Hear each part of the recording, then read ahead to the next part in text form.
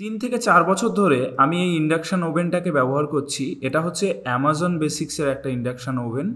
তো বেশ কয়েকদিন হলো ইন্ডাকশন ওভেনটা নষ্ট হয়ে গেছে। রিপেয়ার করব ভাবি, কিন্তু রিপেয়ার করা আর হয় না। তাই ভাবলাম আপনাদের সামনে একটা ভিডিও বানিয়ে দেখাই এবং ইন্ডাকশানটাকে রিপেয়ারও করে ফেলি। তো সেই জন্যই আমি কিন্তু ইন্ডাকশানটা নিয়ে বসে পড়েছি। আজকের ভিডিওতে আমি আপনাদের সামনে এই ইন্ডাকশান ওভেনটা এমন পদ্ধতিতে রিপেয়ার করে দেখাবো যাতে আপনাদের বাড়িতে পড়ে থাকা ইন্ডাকশান ওভেনগুলো আপনারা নিজেরাও রিপেয়ার করতে পারেন। আপনার মধ্যে যদি একটু টেকনিক্যাল নলেজ থাকে তাহলে কিন্তু আপনি খুবই সহজ পদ্ধতিতে এই ইন্ডাকশান ওভেনটাকে রিপেয়ার করতে পারবেন। শুধু এই ইন্ডাকশান ওভেন না, এই ভিডিওটা সম্পূর্ণ দেখলে আপনি কিন্তু পৃথিবীর যে কোনো ইন্ডাকশান ওভেন খুবই সহজ পদ্ধতিতে রিপেয়ার করতে পারবেন। Welcome to electronic technology. আশা করছি আপনারা সবাই ভালো আছেন, সুস্থ আছেন। তাহলে চলুন আজকের ভিডিওটা শুরু করা যাক। ইন্ডাকশানটি রিপেয়ারিংয়ের কাজ শুরু করার আগে চলুন এটার প্রবলেমটা সম্পর্কে একটু জেনে নেওয়া যাক।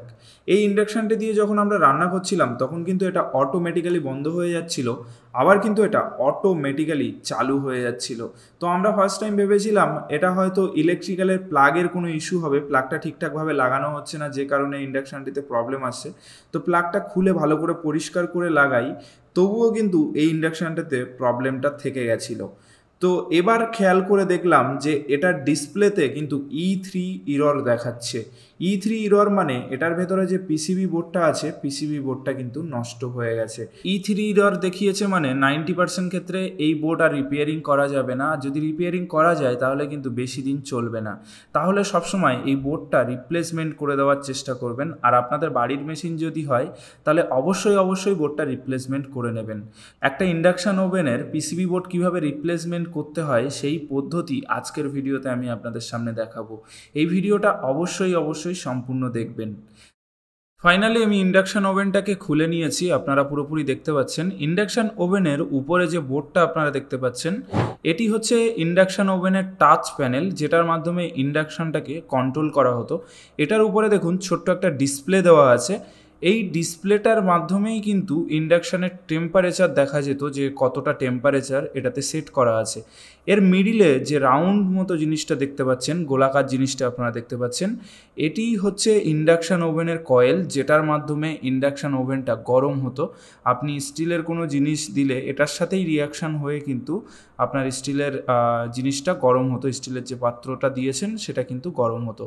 এখন আমরা এর কয়েলটা খুলে নেব। এর কয়েলটা খুলে নিলেই আপনারা এর নিচের দিকে দেখতে পাবেন ইন্ডাকশান ওভেনের মেন সার্কিট বোর্ডটা, যেটা নষ্ট হয়ে গেছে বলেই এটাতে কিন্তু E3 ইরর দেখাচ্ছে। E3 ইরর দেখালে এই সার্কিট বোর্ডটা কিন্তু আর রিপেয়ারিং করা সম্ভব হয় না। 90% ক্ষেত্রে এটা রিপেয়ারিং করা সম্ভব হয় না। সে কারণে আমরা এই সার্কিট বোর্ডটা পুরোপুরি চেঞ্জ করে দেবো। আপনারা দেখতেই পাচ্ছেন এই সার্কিট বোর্ডটা কিন্তু আমরা পুরোপুরি চেঞ্জ করে দেবো।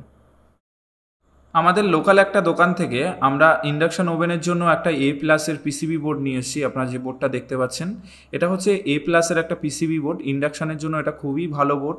এই বোর্ডটা আপনারা আপনাদের যে কোনো লোকাল দোকানে পেয়ে যাবেন, যে কোনো লোকাল ইলেকট্রনিক্সের দোকানে এই বোর্ডটা আপনারা পেয়ে যাবেন। এটাতে একটা স্ক্রিনশট মেরে রাখুন আপনি, তো আপনি ডিরেক্টলি স্ক্রিনশটটা দেখালেই কিন্তু ওরা এই বোর্ডটা আপনাকে দিয়ে দেবে। আপনার বাড়ির ইন্ডাকশানের জন্য এই বোর্ডটা একদম বেস্ট একটা পিসিবি বোর্ড।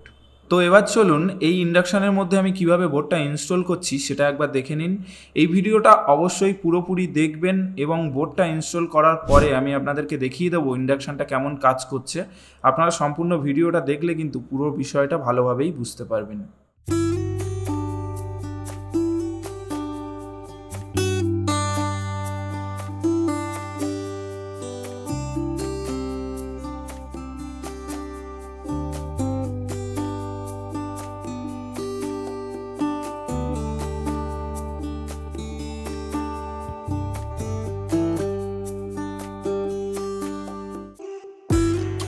সার্কিট বোর্ডটাকে খুব সুন্দর করে জায়গা মতো সেট করে নিয়েছি। এই সার্কিট বোর্ডটা আগের সার্কিট বোর্ডের তুলনায় বড় হওয়ার কারণে ইন্ডাকশানের মধ্যে থাকা কিছু অংশকে কেটে বাদ দিতে হয়েছে। কিছু সাপোর্টেড মেটেরিয়াল ছিল যেগুলোকে কেটে বাদ দিতে হয়েছে, তারপরে সার্কিট বোর্ডটা খুব সুন্দর মতো জায়গা মতো বসেছে।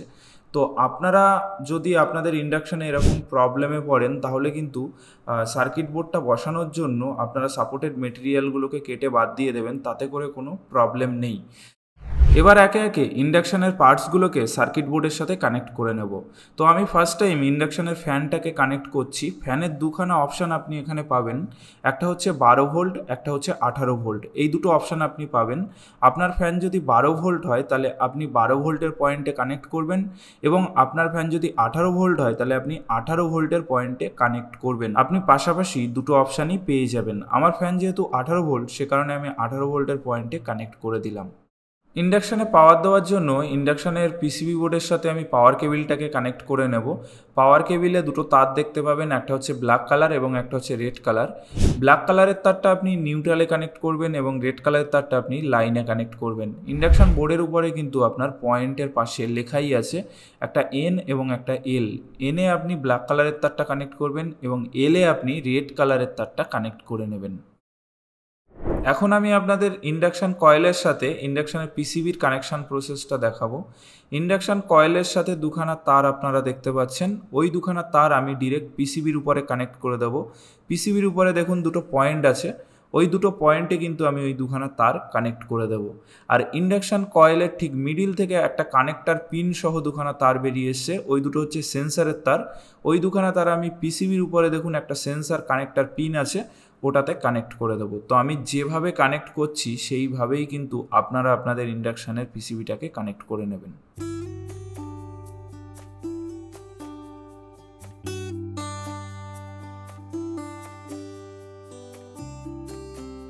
এখন শুধু ইন্ডাকশানের কন্ট্রোলার বক্সটা কানেক্ট করার পালা। ইন্ডাকশানের পিসিবির সাথে যে কন্ট্রোলার বক্সটা দিয়েছে আমি কিন্তু সেই কন্ট্রোলার বক্সটাই ব্যবহার করব। এটার সাথে ইনবিল্ড যে কন্ট্রোলার বক্সটা ছিল আমি কিন্তু ওটা ব্যবহার করতে পারবো না, কারণ আগের পিসিবির সাথে ওটা কানেকশান ছিল। আগের পিসিবিটা যখন চেঞ্জ করে দিয়েছি তখন কিন্তু আর ওটা ব্যবহার করা যাবে না। তো এই কন্ট্রোলার বক্সটাই আমাকে এখন ব্যবহার করতে হবে। তো এই কন্ট্রোলার বক্সটা আমি কিভাবে কানেক্ট করছি এবং ইন্ডাকশানটা পুরোপুরি কিভাবে আমি সেটিংস করছি সেটা একবার আপনারা মন দিয়ে দেখে নিন।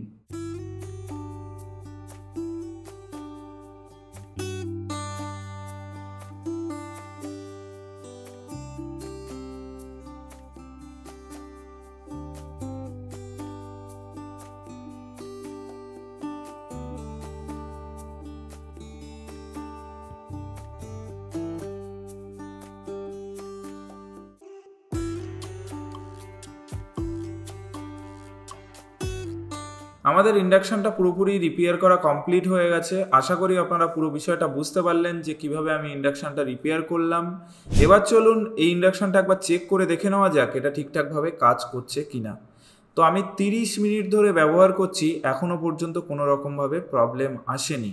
আশা করি ভবিষ্যতে কোনো রকম প্রবলেম আসবে না। তো ভিডিওটি সম্পূর্ণ দেখার পর যদি আপনার ভালো লাগে তাহলে অবশ্যই চ্যানেলটি সাবস্ক্রাইব করে দেবেন, ভিডিওটিতে একটা লাইক করে দেবেন, আপনার বন্ধুর কাছে অবশ্যই শেয়ার করবেন। আর আপনি যদি কোনো কিছু না বুঝতে পারেন তাহলে অবশ্যই কমেন্টের মাধ্যমে জানাবেন। দেখা হচ্ছে পরবর্তী ভিডিওতে, ততক্ষণের জন্য ভালো থাকবেন, সুস্থ থাকবেন।